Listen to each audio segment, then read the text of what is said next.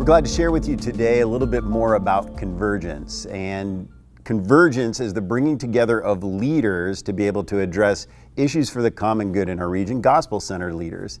And part of this is being able to be associated with national groups who are doing the same. One of the premier ones is Q Ideas. They have a national Q conference every year, as well as they've created a local expression of that called Q Commons, which is a biannual local event that we'll talk a little bit more about later. Today I'm with Dean DeGuara, who works with Culture Project with Jesus Culture, as well as with entrepreneur and businessman David Sudharma, who's participated in the Q Commons and in what's the benefits that he experienced in that as well. So glad to have you both with us.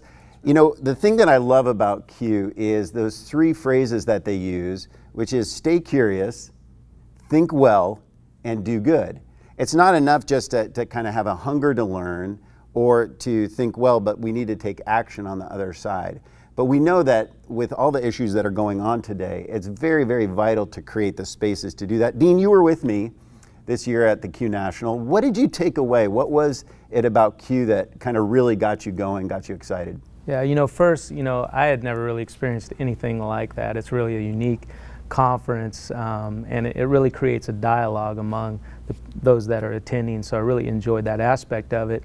But I really walked away with the sense and the importance of knowing that we as Christians and as the body of Christ, we have to create space for those critical conversations, those hard conversations, those uncomfortable conversations to happen in regards to the cultural conflicts that we're constantly faced with.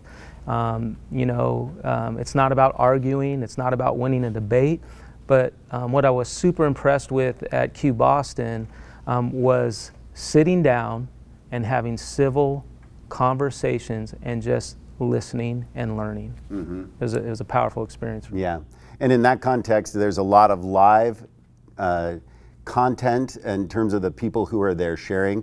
It's a format that people have become familiar with through TED, with having kind of micro talks is what I call them, and 3, 6, 8, or 3, 9, or 18-minute type long conversations or talks, and then having conversation around that. It's really fantastic. It was exciting to me about 2 years ago through knowing about Q Ideas that they wanted to be able to let local cities begin to cultivate this as well, and came out with something called Q Commons, which is a biannual gathering locally like what happens nationally. David, you've been to the 2 Q Commons that we've had here in our city. Tell us a little bit about what is that like, what happens there, and why is it important? Yeah, I think the first Q Commons that I went to, I really didn't know what to expect.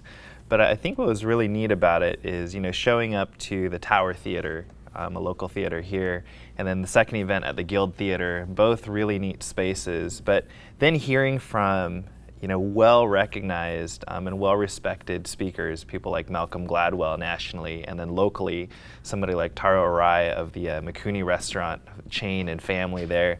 And I think being able to hear from people that are respected in their own right, and then being able to engage with people around me in the theater and being able to have more conversation around topics that are really, really pressing. Whether they're political topics, whether they're religious topics, or surrounding race or equality of some sort, I think that was really meaningful to me to be able to engage locally, even with this national type context. I think it was very meaningful. Right, and I think that as we move forward with this idea of creating this convergence of leaders locally, it's going to be important that we find those people who can speak well to those issues and allow, as you were saying, Dean, the space to do that. You do that a little bit with Culture Project, with Jesus Culture as well, and you work with that kind of, your target is really younger people, millennials.